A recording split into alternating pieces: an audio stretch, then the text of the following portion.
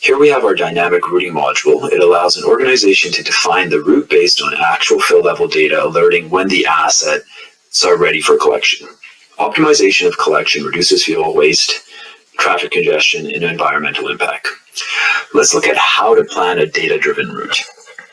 We start by adding a new schedule. From there, we define the schedule name, have the ability to select the vehicle that will be servicing the route for the day, the specific driver, which will then push the dynamic route to the mobile app for turn-by-turn directions. From there, any specific note can be added in for the driver to be communicated. Next, we really start to focus on picking the specific dynamic route based on the data provided by the fill level sensors. Initially, we start with entering our zone.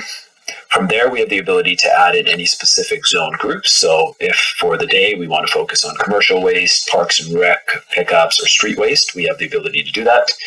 Next, we add in the container / the asset type. So we can service multiple assets during the route, or if once again we want to focus on a specific asset, we can do that as well. Once that's selected, the next phase would be adding in any specific asset tags. So here we have the ability with a specific asset to collect a certain type of material. So whether that's food waste, general waste, or recycling, all of our bins have been tagged with a specific asset tag, allowing us to further filter with a dynamic route. From there, we have the ability to select the fill level and threshold in which we would like to activate the sensors for pickup in the dynamic routing platform. We can start with 50%, 80%, or any other metric that the organization would like to collect on for that day. Next, the feature we have here is if there is a driver that's currently on a route and we have an example of an event occurring on an evening where a couple of assets shoot up to 100%. We have the ability within the platform to activate that specific bin and reroute the driver's route to ensure that those bins are collected.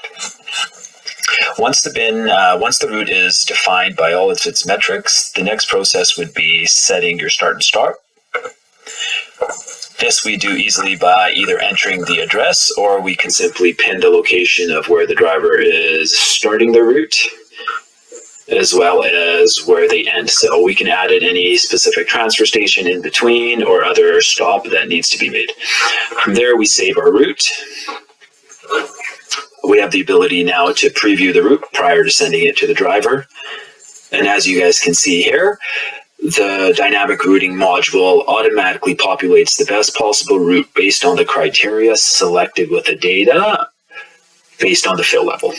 So this can be downloaded into a simple PDF and sent to the driver, or as mentioned, this can be pushed automatically to the mobile app, which provides turn-by-turn directions.